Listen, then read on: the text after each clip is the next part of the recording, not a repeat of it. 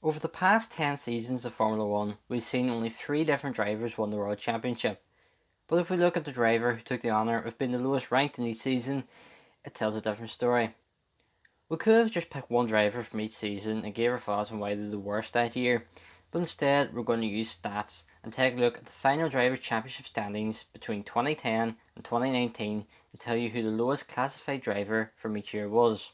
This does mean that some of the drivers on this list took part in only 1 or 2 rounds, but as they finished the races, they got classified and officially are at the bottom of the standings. So let's get into this.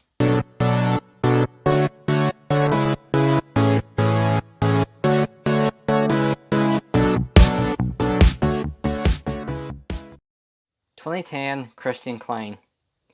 It is probably a little unfair of us to include Klein on this list given he only took part in 3 races, but finishes in Brazil and Abu Dhabi means he was classified in the final standings all the way down in 27th place.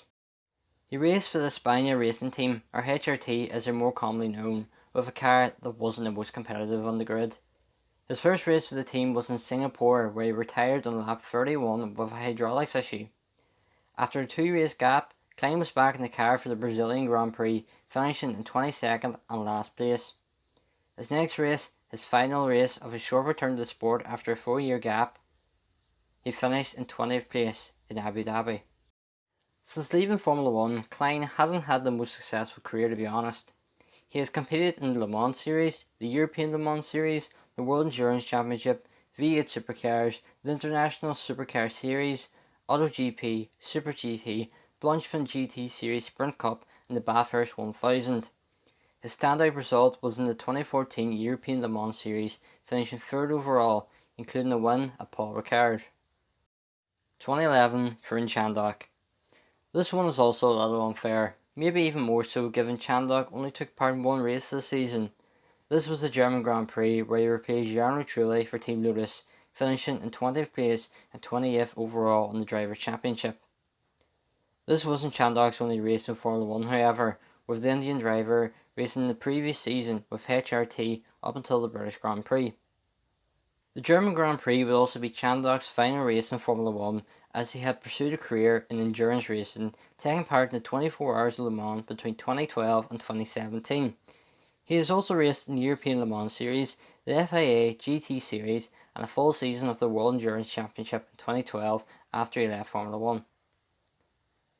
One series that I did not mention was Formula E, where he raced for Mahindra Racing for the inaugural 2014-15 season.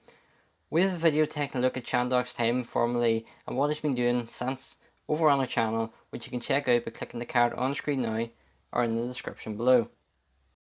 2012 Pedro de la Rosa.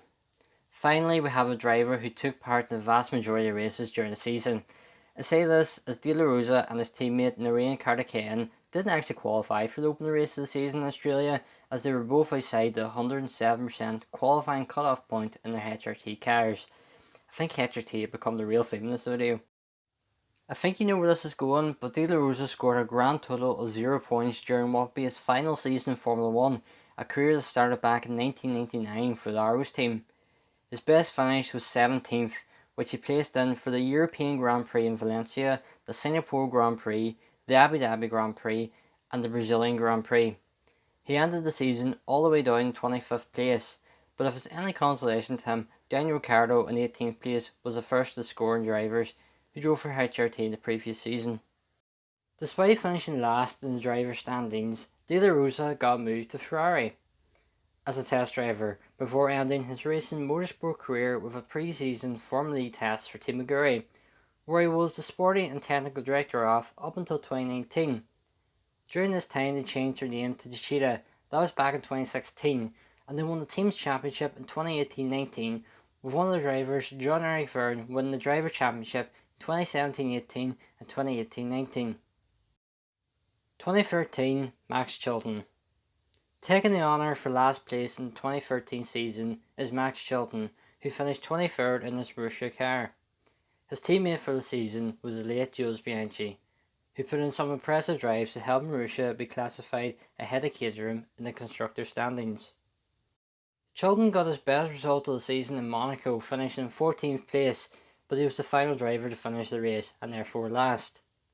Throughout the season he scored a grand total of 0 points, but he was in a very uncompetitive car, but he had done enough to have a race seat for the following season. Since leaving Formula 1, Chilton has been taking part in IndyCar, starting out with the Indy Light Series in 2015, finishing in 5th place, before stepping up to IndyCar with Chip Ganassi Racing, with a 4th place finish in the 2017 Indy 500 being the standout result for him. He is now with the KARUN team, being replaced by Conor Daly for the oval races. Just after he left Formula 1, he had a stint in endurance racing, taking part in the 2015 24 Hours of Le Mans, where he failed to finish. 2014 Will Stevens. Stevens took part in one race during the 2014 season, which was overshadowed by the tragic accident of Jules Bianchi in Japan. Stevens was driving for the catering team, with his only appearance of the team being in the season finale in Abu Dhabi. He finished in 17th place in a race where double points were being awarded. It was also the final race for the catering team, and Stevens wasn't the lowest ranked driver if you look at everyone else who took part. Andre Lauder took part in the Belgian Grand Prix, but failed to finish and therefore was not classified. Alexander Rossi was also listed below Stevens, but never actually took part in a race, as Marussia withdrew from the US Grand Prix after Bianchi's accident, and the team went bust before the end of the season. 2015 Will Stevens. Taking the spot for the second season in a row is Will Stevens, who was again in a very uncompetitive car. For this season he was racing with the Manor Marussia team and took part in every round of the championship, finishing in 21st and unsurprisingly last place. His best result of the season was 13th place at his home race in Silverstone. The only driver that was lower than him on the standings was Kevin Magnussen, who replaced Fernando Alonso for the Australian Grand Prix, but failed to make the start and therefore was not classified in the driver's standings. Since leaving Formula 1, Stevens has been taking part in the World Endurance Championship, enjoying success in the 2017 24 Hours of Le Mans in the GTE AM class.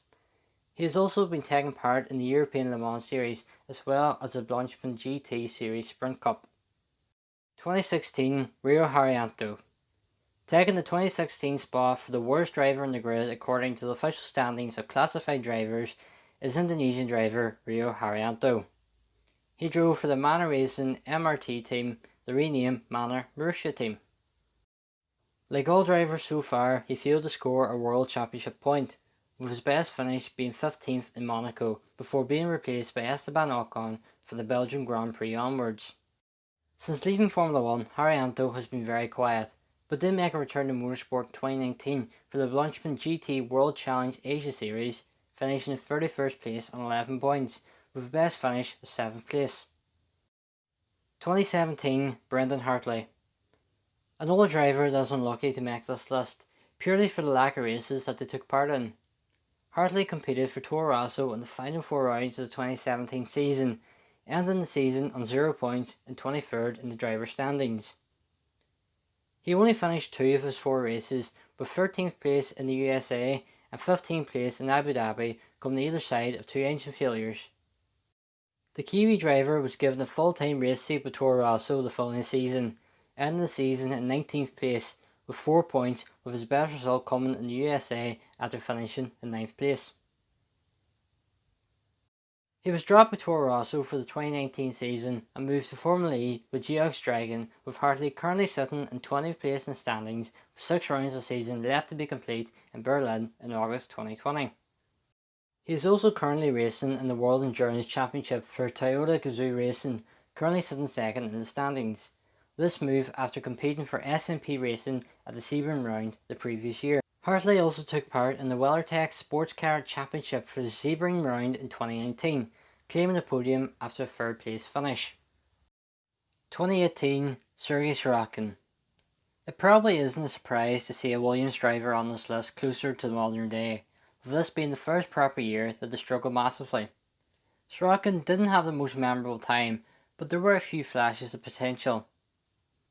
After stepping up to Formula 1 from his Renault F1 test driver role with 2 consecutive 3rd place finishes in GP2 the 2 years prior, he scored his only Formula 1 World Championship point in Italy after a 10th place finish. 2018 was his only season in Formula 1, and since leaving the series he's been relatively quiet.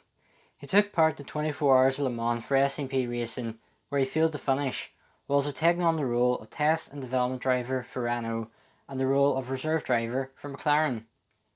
In 2020, he drove for ART Grand Prix in the Formula 2 pre-season test, while continuing on with Renault in his role of reserve driver.